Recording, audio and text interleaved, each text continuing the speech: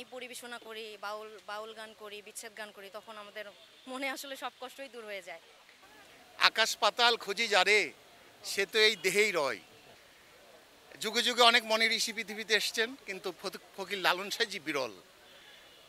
এর জন্যই যে উনি শুধু মানুষের জয়গান গেয়েছেন, বলেছেন সবার উপরে মানুষ সত্য, তাহার উপরে নাই। মানুষ ভজলেই সোনার মানুষ হবি। এক কথায় শুধু মানুষের ভিতরে সেই আলোক মানুষ, অধর মানুষ, অচিন মানুষ খুঁজেছেন, মনের মানুষকে খুঁজেছেন। যার জন্য এই পূর্ণিমা তিথিতে আমরা সেই মনের মানুষের সন্ধানে প্রতি মাসে আমাদের এই সাধু মেলা, পূর্ণিমার তিথির এই সাধু মেলা চলে এবং আজকে ৬২তম আজকে উদযাপিত হচ্ছে এবং এর ধারাবাহিকতা চলতেই থাকবে যতদিন শিল্পকলা থাকে। এই মানুষের মধ্যেই আলেক মানুষ, অধর মানুষ, অচিন মানুষ, সহজ মানুষের বসবাস। সাইজি একটি বাণীতে বললেন, আকাশ পাতাল খুঁজি যারে, সে তো এই দেহেই রয়। ডুবে দেখ দেখি মন কি রূপ লীলাময়।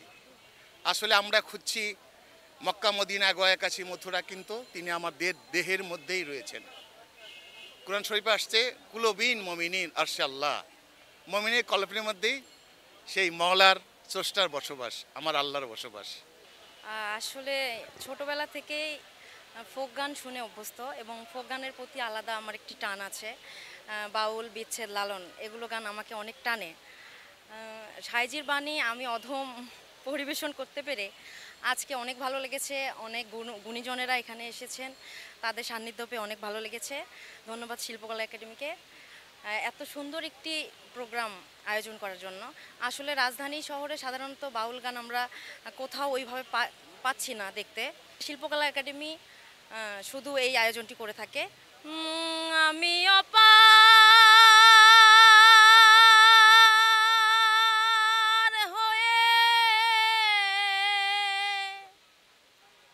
বসে আছি, ওহে দয়াময়,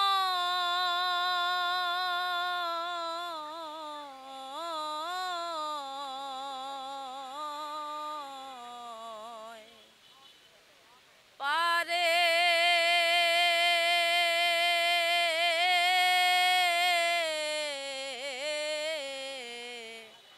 লয়ে যাও আমায়। আসলে আমাদের শিল্পীদের অনেক ত্যাগ তিতিক্ষা স্বীকার করতে হয়। গানের জগতে আসলে আমাদের অনেক কষ্ট থাকে, কিন্তু এই যখন আমরা এই বাণী পরিবেশনা করি, বাউল বাউল গান করি, বিচ্ছেদ গান করি, তখন আমাদের মনে আসলে সব কষ্টই দূর হয়ে যায়। আমি বলতে চাই যে লালন মানে কুষ্টিয়া নয়। লালন সঙ্গীত, লালনের এই কালাম প্রচারিত হওয়া দরকার। কারণ লালন ফকিরের গান বা কালাম বলি, যেটা এমন একটা বিষয়, সেটা একেবারে জীবনমুখী। সে কারণে বাংলাদেশ শিল্পকলা একাডেমিতে যে প্রতি মাসে মাসে পূর্ণিমাতে যে বাউল মেলাটা হচ্ছে, সাধু মেলাটা হচ্ছে, এটা খুবই ভালো একটা বিষয়। এটা প্রচার হচ্ছে। আমরা চাই যে এটা আমাদের সুযোগ্য মহাপরিচালক মহোদয় এটা রাখবেন সবসময়, যেন প্রতি মাসে মাসে আমরা এই মেলাটা পাই। এবং শুধু এই রাজধানী শহরে নয়, এই মেলাটা যেন প্রতিটা জেলায় জেলায় উপজেলা কেন্দ্রিক হয়ে যায়। এবং সাধু মেলার বিষয়ে যে সাধুদের উপরে যে বিষয়গুলো রয়েছে, সেগুলো যেন আমরা দেখতে পাই, যেন সাধুরা ভালো পর্যায়ে থাকে। এই মেলার মুখ্য উদ্দেশ্য এটা আমি মনে করি এটা।